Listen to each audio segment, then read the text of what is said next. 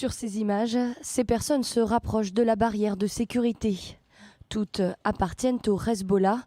Les individus tentent alors de saboter la zone lorsqu'ils sont ciblés par un drone envoyé par l'armée israélienne en riposte. Les médias arabes font état de 3 blessés dans les rangs du Hezbollah. Un nouvel incident alors que les relations entre le Liban et Israël ne cessent de se tendre.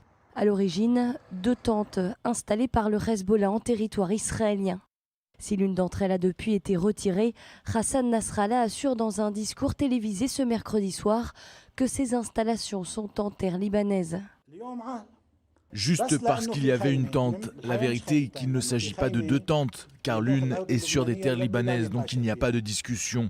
L'autre tente est à l'intérieur de la ligne de retrait des fermes de Shiba, que le Liban considère officiellement comme libanaise. Et nous avons mis notre tente là-bas. Nous avons mis notre tente en terre libanaise. Les Israéliens n'ont rien osé faire sur le terrain contre la tente. Les jeunes de la résistance ont pour ordre d'agir si une attaque israélienne a lieu contre la tente.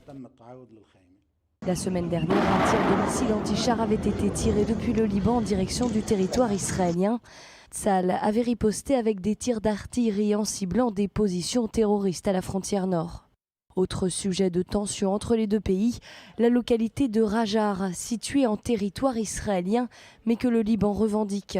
Le gouvernement israélien a décidé de construire un mur autour de ce village, une décision vivement dénoncée par le chef du Hezbollah.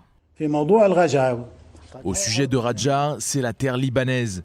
Les Israéliens l'ont réoccupée, non seulement l'ont réoccupée, mais l'ont clôturée et ont construit un mur. Ils appliquent leurs lois là-bas. Si les habitants du côté libanais veulent construire, ils doivent obtenir une licence des Israéliens. Toutes les dispositions et lois israéliennes sont mises en œuvre dans la partie libanaise de la ville de Rajar.